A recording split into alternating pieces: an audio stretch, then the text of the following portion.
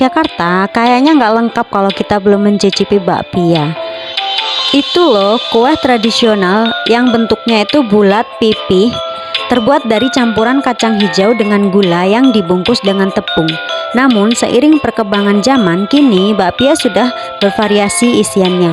Ada keju, durian, ubi ungu, kumbu hitam, ubi madu, dan masih banyak lagi.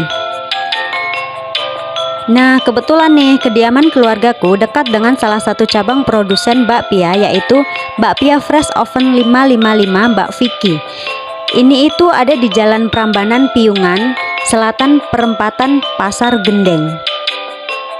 Berbeda dengan membeli bakpia di toko oleh-oleh, di sini kita bisa membeli bakpia fresh yang baru diangkat dari tungku.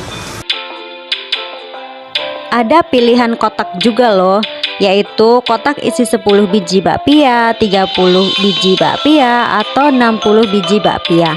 Kalau aku sendiri sih lebih suka beli yang isi 10 bakpia gitu, biar lebih gampang gitu loh dibaginya.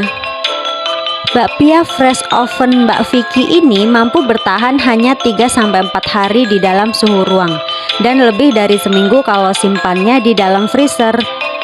Namanya juga fresh ya, beda sama yang udah dipajang di toko-toko yang bisa bertahan selama berminggu-minggu. Ya mungkin karena bakpia ini cenderung basah dan juga lembut, berbeda dengan bakpia yang kita biasa beli di toko oleh-oleh yang cenderung lebih kering gitu ya.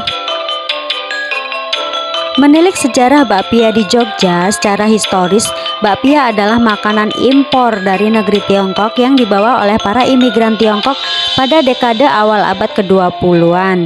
Bakpia ini konon sudah ada sejak tahun 1930 dan dibawa oleh keluarga-keluarga pedagang Tiongkok yang banyak menempati pusat kota Yogyakarta. Dalam bahasa Tiongkok, bakpia disebut sebagai tou luk pia yang berarti kue pia kacang hijau.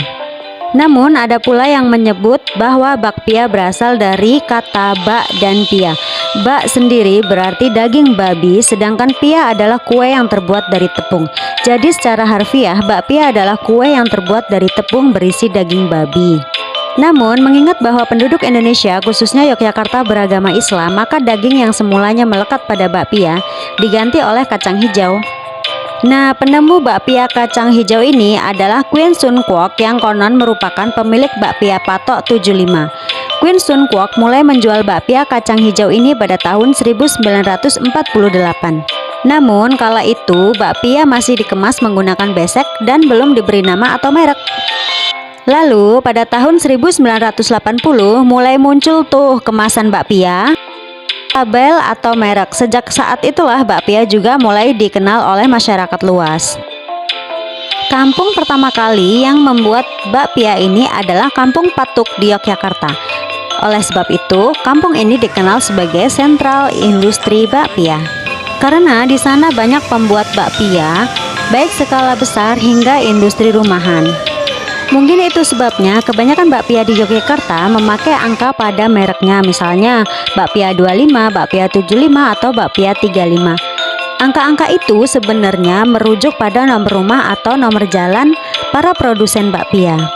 Nah, seperti yang udah aku singgung di awal tadi, bakpia itu ada dua jenis yang umum dijual, yakni bakpia basah dan kering. Kedua bakpia ini memiliki perbedaan dari segi tekstur kulit dan masa simpan. Bakpia basah umumnya memiliki kulit yang lembab dan lembut, sedangkan bakpia kering teksturnya lebih renyah dan garing. Untuk masa simpannya sendiri, bakpia basah tentu saja enggak selama bakpia kering ya. Untuk proses pembuatan bakpia basah dan bakpia kering juga berbeda loh. Pembuatan bakpia kering umumnya lebih lama, selain itu penggunaan api dan suhunya pun lebih besar. Nah, kalau kalian berkunjung ke Jogja dan pengen beli bakpia yang bisa sambil melihat proses pembuatannya dengan mata kepala sendiri, bisa datang aja ke alamat berikut ini ya. Dadah Pak De.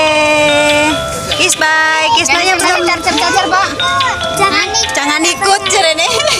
Dadah. Dadah dulu. Dadah dulu.